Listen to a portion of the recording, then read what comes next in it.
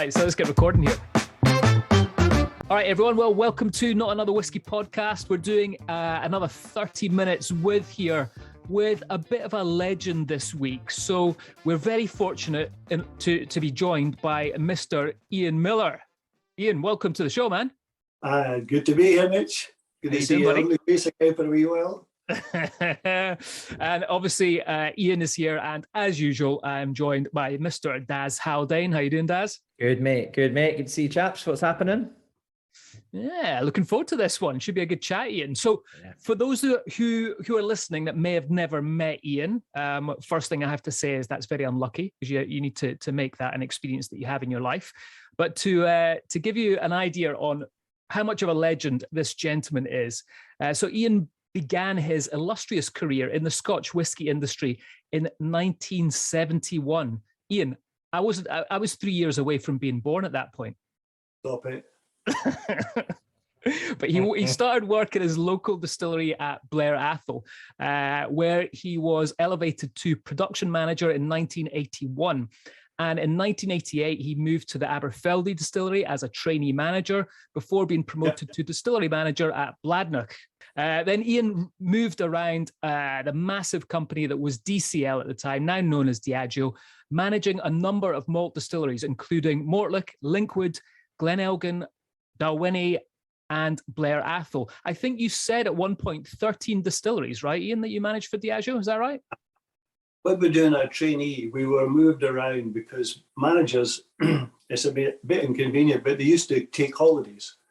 And we would do holiday cover. So we did holiday cover at Glenkinchie, Altmore. What else did we do? Oh, Benrinnes and Dalyoun. Benrinnes and Dalyoun we had a couple of issues at Dalyoun because we had a few deaths up there. So I had to go up and cover for about 4 or 5 weeks at both Benrinnes and Dalyoun, just to make sure the management team were okay. So we moved around. See in those times, because later on, and Mitch is going to come on to this, you end up at William Grant's, and that's where, I'm aware of you from, and where I've met you and guys that you've worked with and stuff over the years. In those days at DCL, did you have a favourite distillery that you enjoyed working at across those sort of 13? It might have been Mortlach. Aye. I was 5 years, 91 to 96. Yeah. I think I probably grew to like whiskey more in my tenure at Mortlach. We used to do a quality control every Friday night about 4:30, and there was 4 distilleries at that time, all from DCL. So you had Glendullan down the bottom of the road. So Ricky Robertson would come up, David Robertson's father, Charlie Smith, who you all know, and Steve McGingle, who's retired about 2 years ago. So they would all come in along with the engineering manager, and at 4:30 they would all join me. And sometimes it was half an hour, sometimes it was 3 hours, and sometimes we needed another bottle because we weren't very sure about the first one. But it was quality control, and we took it seriously. And that was so. Mortlach is where I really came to enjoy whiskey a lot, and also I found out a lot about William Grant before I even thought about joining them. So yeah, that was probably my favourite distillery. That sounds amazing. I mean, so yeah, right after Mortlach, that's when you went to William Grant and Sons and became the Glenfiddich and Balvenie distillery managers. And then following on from that, 2005, I think it was, you became the global ambassador for Glenfiddich, which was, I suppose, part of that new school of distillery managers moving into that ambassadorial role within whiskey, right? Yeah, we were trying to break into the brand ambassador world. Clearly, Johnny Walker had already broken the back of that out in the States. I think they'd tried about 3 different cities where they put brand ambassadors in, and you could see the growth in those 3 cities. So the evidence was clear that brand ambassadors made a difference, and you can actually see that in the number of brands that now have brand ambassadors or even distillery ambassadors at the distillery. So they're clearly worth paying for because they do a good job. And Charlie Gordon loved brand ambassadors, so he could actually track who was working where and the impact that that brand ambassador was having on that singular market, be it a city or a state in the US or Canada or whatever. But he tracked it. Yeah. He as you know, he was a very detailed man. I went to see him in his department in Paris, and he said, "Ian, we've got 60 brand ambassadors, but I've only got 51 reports here. Where are the rest? Like it's like I was preventing him from getting them. But brand ambassadors, like sometimes they weren't always up to date. But that was the kind of guy he was. So he thought the brand ambassadors were terrific. And I'm sure you'll recall the time we had with him up at the Cabrach, where he met all of the brand ambassadors and he was just happy to sit in a circle and let them ask questions. He just loved it because he was in his element, talking to brand ambassadors about what was happening in their markets around the world. Funny when you mentioned that. There's two things that make me chuckle just as you're chatting there. Is Mitch and I were in that kind of seesaw moment in about 2006, 2007, where you had some of these distillery managers who were on the last few years of their working careers, I suppose, that had left the distilleries and moved into ambassadorial roles. And you'll know these guys. It's Gordon Bell. It was Charlie Smith, I think, was one of them. And we were doing the Johnny Walker Championships. And I met some of these guys who were distillery managers or blenders. Ian Williams is another guy who from that era. And then you had this new breed of brand ambassadors kind of coming through around that time as well. And it was really the formative years of brand ambassador life. But it's funny as you say that Macallan, I remember, had about 50 odd ambassadors, and you never really knew how many you had on, some would go missing and you'd never see them again and they'd just drop off the radar, It's so funny. I happened a lot. In 1991, when I was at Mortlach, because Mortlach was a past Johnny Walker distillery within the Diageo group, I was invited to attend a brand ambassador training academy, which was 2 weeks intense, going out with a lot of distillery managers. And we ended up at Johnny Walker in Kilmarnock. So we visited the graveyard, we visited the farm where he was born, we visited the graveyard where his grave lies, we visited the Johnny Walker building and all about the heritage of Johnny Walker and the whole story. And the idea was that we would all go out into the States and Asia and so on and actually talk about Johnny Walker, the brand. So you can just see how early Johnny Walker had already begun. But remember, this was all on the back of Evan Catanach, who was, for me, probably the first ever brand ambassador of Quaich. Him and Jim McEwen, who was at Bowmore at that time, these two guys probably set the scene for everybody else, and everybody would aspire to what they have achieved for their brands around the world over time. But Evan, for me, he was manager at Cardew, but they had to install an assistant manager in there because Evan was never at the distillery. He actually called me one morning from Australia. It was 5 o'clock in the morning in Australia, but he needed me to cover an event at Cardew for him when I was at Mortlach. And so this is him tidying up behind the scenes from his bedroom in Australia. So it kind of gave me an early insight into the life of a brand ambassador and what you were expected to do, albeit you were in the market somewhere else. There's some shit back at home that you had to deal with at the distillery. We all know that stuff. Yeah. So, I mean, it's an unbelievable career that you've had, Ian, within whiskey, and from that, you're now a master keeper of the Quaich. You're inducted into Whisky Magazine's Hall of Fame in 2017. You essentially took Glenfiddich, really, when I look at Glenfiddich, you took it from strength to strength, playing a pivotal role in really growing that brand. And I'd say the whole ambassadorship as well, because that's something you do amazingly well. And Daz and I were chatting about this before, we started recording this. But anyway, that's enough blowing smoke up your ass. I see you got a whiskey in your hand. What are you drinking there? I'm drinking a Naked Balvenie. A Naked Balvenie. So it's cask strength, this. And this is, I'm not sure what strength this one comes out at because I've never tasted it from the bottle yet. But it's called Edge of Bunhead Wood. It's from the Heather trials we did back in 2000, 2001. 2000, I think it was, because this came out 2019. So I like it because it's something that I was involved with right back at the start. And you'd never think that you could actually last that long in a company. Well, certainly I didn't because I was always pretty shit at what I did. But I was able to pull the wool over the eyes at William Grant, so they kept me long enough so I could actually taste this shit at 19 years old and still be with the company, which is a pretty good feat. But it's an interesting story as to what you did. Run everyone through the idea that you created essentially for this liquid. Well, in 2000, there was it was a really great time to be part of William Grant & Sons because they were into innovation in a big way.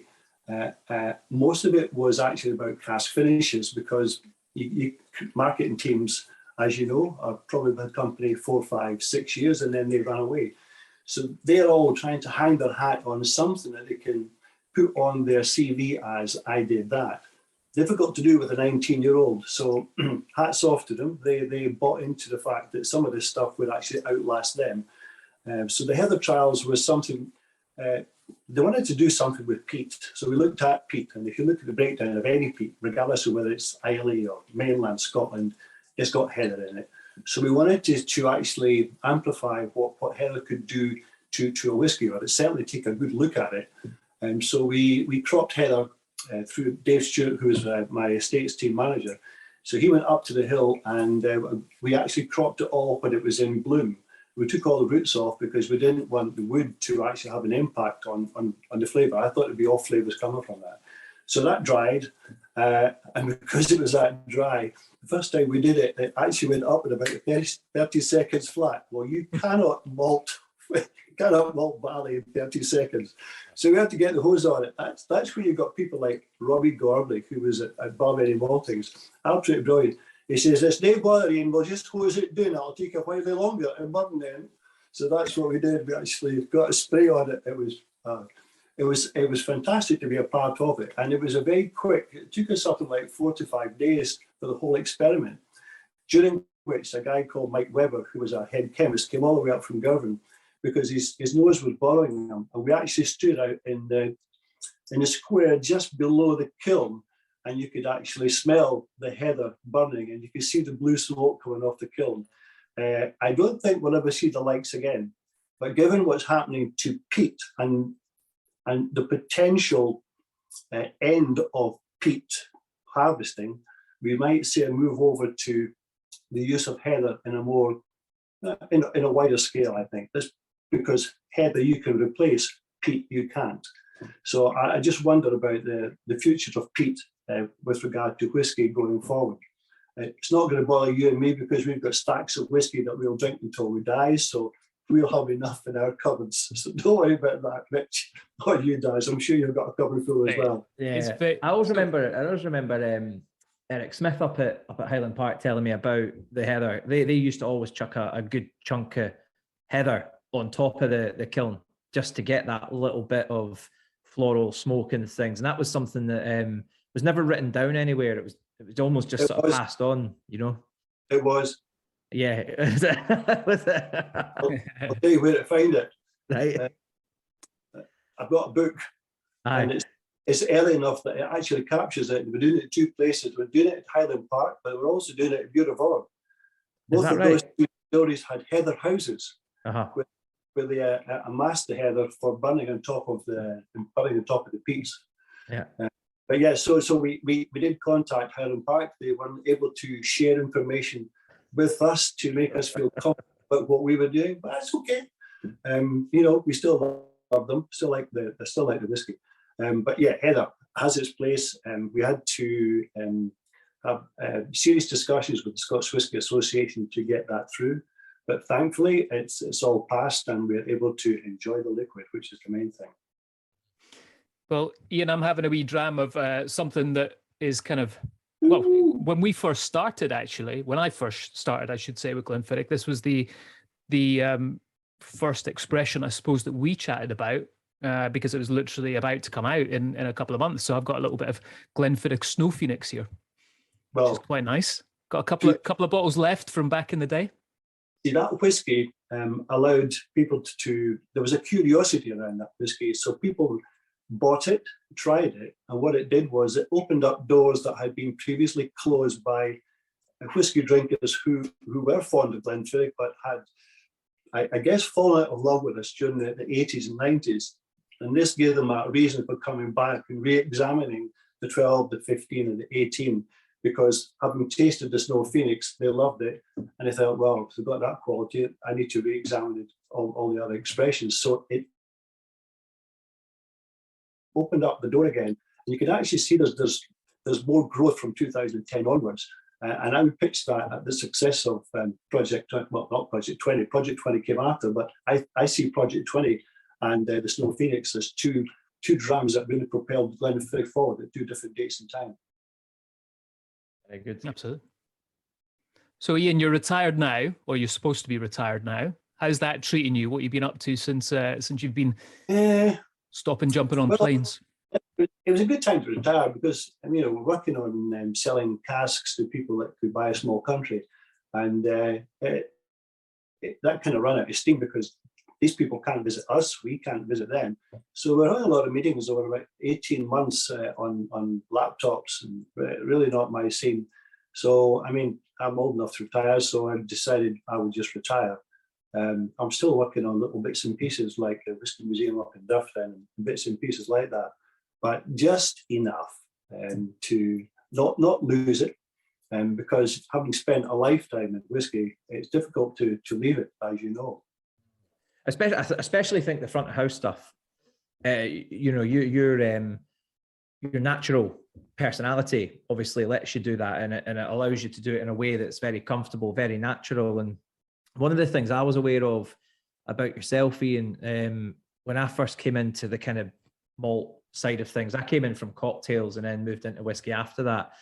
Was looking at like the ambassador program that you guys put together for grants, and the distillery guys up in Dufftown, you'd get these swaves of brand ambassadors coming in from all sorts of places, all these big personalities and things, and yourself and Dennis were the two names I always heard, and I hadn't met you guys, I don't think, at that point. Like, oh, we're here with Ian, we're here with Dennis, we're going to do this and we're going to do that. And I think one of the things that really struck me actually about some of those programs that you ran and the team ran at Grants, but a lot of it I know was led by you, is the category approach.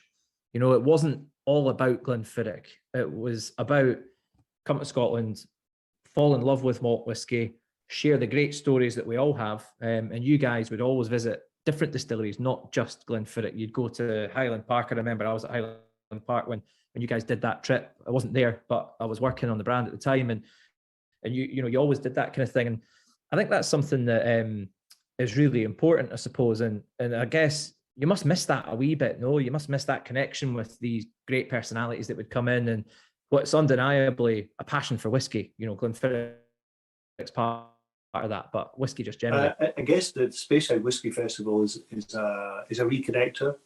I've been to a couple of whiskey shows down in Edinburgh with the likes of the Worshipful Distillers Dinner, and then there was what was the last one? And I also went to the auction, the big whiskey auction. So you reconnect with people there, and obviously I keep good connections with Jonathan Driver, who took the whole of January off because he was pretty damn exhausted to come in. He deserved it. But he headed up the Worshipful Distillers that whole year during lockdown, and at the same time he put together a pretty good auction. Along with he's got a pretty heavy job along with that. So you do three things at the same. He's well supported because Vicky Rimmel, I would say she does probably most of the work. Jonathan, he's very much, yes, Vicky, that's what we'll do next. You're okay. But it was a lovely little team to work with, and I hope to do more with them in the future. It really depends on when things start to open up again. We're all kind of waiting for that because things will start to move again, getting access to distilleries again, getting people coming up from all over Europe to all over the world back into Speyside. The Speyside is very vibrant right now in terms of the new hotels, or some hotels existing are refurbishing. They're refurbishing to quite high quality. So we've now got about four or five hotels up in Speyside that are now at what I would call London standard. And you've got a lot of good bed breakfasts, and you've got a couple of houses up there that you can rent out as well. Was one of them called Bocker Croc? Something like that? Sold out, I have.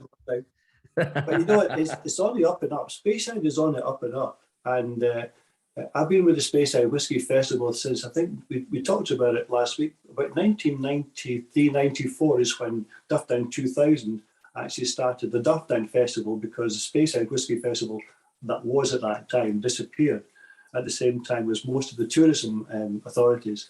But thankfully in 2006, Speyside Whisky Festival started up again, just at the time where I stopped being distillery manager and moved into brand ambassador work. So as I disappeared, they came in. So it took a lot of work off my hands and allowed me just to get out there and do my job as a global guy. But I have to say that the 10, 11 years that we were traveling, loved it. Loved it. I mean, you must have a few stories, man. That's not about Las Vegas. I mentioned Vegas. I think that was, I think probably, well, it still is I remember you saying that you're not going to do a better tasting unless you fly to the moon. And it was one of the experiences that we had in Las Vegas, which was flying into the Grand Canyon. You can't top it. That was amazing. 5 helicopters into the Grand Canyon, drinking Glenfiddich 30, 40 and 50-year-old. Not a bad day in the office. I would challenge anyone to top that. And then we hung out with Calvin Harris at night. Oh yeah, who's that guy? Ian's first introduction to vodka Red Bulls. Remember that? Oh God, I do remember that. How could you forget? I was awake for 2 days. Yeah, it was a hell of a night. Yeah, Las Vegas is someplace. Did you get out to Taiwan and Japan and things like that, Ian, often? Yes, my very first trip in 2006 was fly out to Japan, down to Okinawa, because DFS were reconnecting with malt whiskey. So DFS in 2006 globally did not sell any malt whiskey; it was all blend. Historically, they did, because some of the people who sold it historically were still there when I went back in 2006. So we went to stores in Okinawa, which is the islands to the south of Japan. I mean, hot, stunning. And then we flew out to Guam and Saipan, which are 2 small islands between Australia and Japan. And again, DFS stores, then back to Hong Kong. And then we did Taiwan, Korea, and then flew home. It was a 3-week stint. And boy, was I happy to get back home. I tell you, I'm never going to do sushi again. I can do sushi if it's deep fried, but I just can't do it the way they do it. Yeah, you know, I've had a few dodgy moments, especially in Japan, actually. Usually it's sort of, I don't know why, but going to fish markets at 3 and 4 in the morning just seems like the right thing to do. It's definitely not. I don't mind sushi, but when it starts walking off the table, it's too fresh for me. So Ian, let me ask you a question. I think you're the perfect man to answer this one. How would you say the role of a distillery manager has changed and a whiskey brand ambassador has changed? Because I mean, you've done both of those roles now in a big way. So I think it's so distilleries are almost running themselves now because we've built in so much automation. When I think the first one that I got involved with automation was Bladnoch back in the 80s, when we put in a lot of stuff that you can't really see on the surface, but it's there anyway. So for measuring alcohol strengths and so on. Glenelgan, we kind of half automated in the late 80s. And then we took all of that and we automated Glenfiddich and Balvenie in 2003, 2004. We were pushed into that because brewer's yeast was disappearing. It's all bagged yeast. So we were pushed into going to liquid yeast. And liquid yeast is something that you can easily manage in tanks and so on, in measuring. And so that pushes into automating with Glenfiddich and Balvenie. That took about 4 years to do both of them. But I would say now that you need less knowledge about how the place is actually operating as a distillery manager. You're managing a business unit, and it's about managing people, finance, and what's happening, what we need to spend money on year 1, 2, 3, 4, and 5. Brand ambassadors, in some brands, you'll remember yourself when the Glenlivet chaps over in the States were all given scripts, and I think they were given suits as well, and they lost quite a few people. So sometimes a brand gets it wrong, and I think as long as you take them back to the distillery, you need to glue them to the distillery so they get some base knowledge. It's good for them to get to know the people at the distillery. Will it be any different in the future to what it's been in the past? I still think they'll need to know about how to make whiskey. They'll still need to have an attachment to the distillery. They'll still need to come back to the distillery to gain that knowledge that people will expect them to have, because the respect you get from the audience is based upon your ability to answer questions accurately, but also in an interesting way without actually taking the piss out of them and without actually being derogatory as well. So it takes a bit of, you need to just be gentle with them. We've had people in the past, you know someone in the past at Balvenie out in Las Vegas. So sometimes you can lose your temper, you can lose your cool. You just need to try and contain it sometimes, because we do have a difficult audience, especially when they've been drinking a little whiskey. Yeah, which is kind of hard for us Scots, right? I mean, to stay friendly and you went to rein it in. Mitch is quite an angry man. And there's more you, Mitch, than anyone else. You always sell an angry man on the show. Just if anyone's listening, I'm not an angry man. It's just Daz thinks I am. Maybe it's just because you make me angry, Daz. That's what it probably is. So, I think Mitch and I both know someone who's angrier in front of an audience. Anyway, at least as soon as mended. Yeah. It's true though, I mean, and it goes both ways. It's challenging sometimes, because I think the glamour and the rock and roll style life that you see, especially now on social media, people just see the veneer, what they're not seeing. And I'm not complaining nor moaning or anything like that about, that life as a brand ambassador, but you're usually last to bed and you're usually first up on your feet, presenting in the morning with a glass in your hand, sharing the virtues of the brands and things. And I remember it was actually on one of the trips, it was Jerry Tosh actually who sat me down before I went to Asia for the first time. And he said, Daz, look, this is what you need to know, right? Just keep going. It's a 9 till 5 a.m. Don't forget that. And that was like, okay, understood. Well, I mean, I think I've told every brand ambassador that the thing is that the most difficult thing is to get the life-work balance. Mm-hmm. You'll never get it right, but unless you consciously give it some thought, you'll get it less right than you should. Mm-hmm. And I have to get it. I have to say I got it wrong a couple of times. Going away for 3 weeks, coming back for 3 days, and then going away for 2 weeks. So her downstairs will tell you it's been, it's sometimes it's quite tough, but that's what you're expected to do. You're in a hurry to make a difference for your brand, and you're in a, so sometimes you forget that you've got a house and a family back home, and that's not something that's something that probably lets us down more often than not. And I think especially personalities, certainly myself, speaking for myself, and it's probably similar for you guys, you're always keen to say yes, you're always keen to help. It's just the way you're wired up. Do you know what I mean? And I remember it was a Sunday night, and the good ladies come down, and she's asked me where I was working tomorrow, Sunday night, where are you going to be working on Monday? And she's just walking past, so she said, I better be careful here. And I looked and I said, oh, have I not told you? And she's like, no. I was like, tomorrow I'm in Tokyo. And, I was living in Edinburgh at the time, and I hadn't realized, I hadn't told her that I was going to Japan for 10 days. And that was a Sunday night, packing my bag, going on the Monday morning. And I was just like, nightmare, and it's like, you can't get away with that too many times. And now everyone listening understands why I get angry at you. Yeah, this is it. But I think, but you're right, it's getting, how do you do that without mixing up the balance?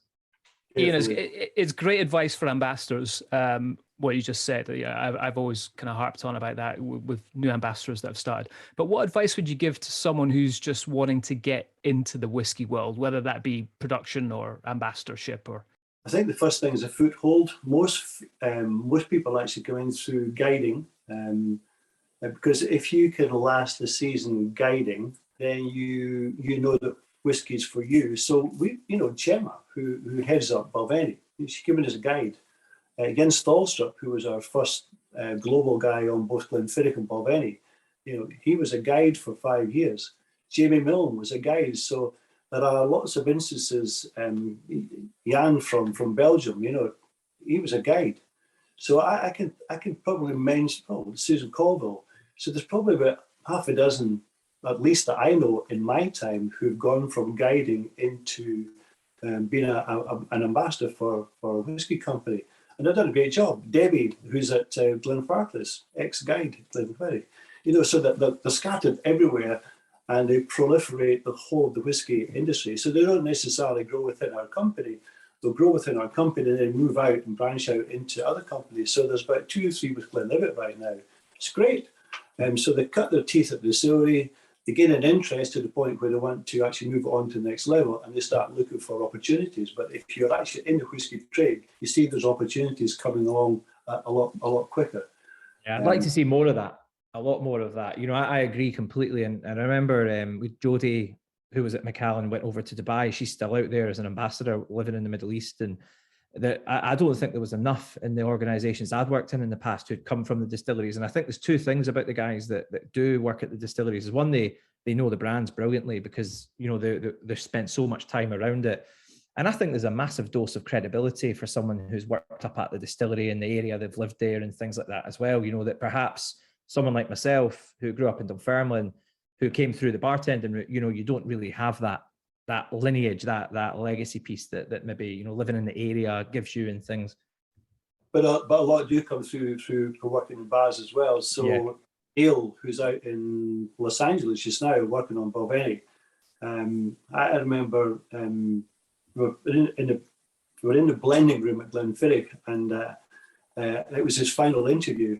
And he was all nervous. He said, look, you just choose something that you feel comfortable with. So he talked about his first day fishing on the day outside Aberdeen, because he came from Bankery. And, he came alive. His eyes were alive. And he said, well, if you can talk about whiskey like that, you'll do fine. So he ended up cutting his teeth out in Singapore for 2 years. Did such a good job that they parachuted him over to the States. And so he's ensconced now working on Balvenie out there, along with David Laird and also Dave Paradise now. So, what a team they've got. Ian, to wrap this up for the listeners, you've got some incredible stories from back in your production day. Give us one of them, one of your favourite ones. Favourite ones in production, probably my mate Paddy, who's long since passed. His name was Robert Bruce. And I always remember him following the Grassmore, because he loved that Grassmore so much that when he was cutting a wee bit of grass beside the dam, the moor went in and Paddy decided he would just hang on to it. So he ended up the dam with the Grassmore.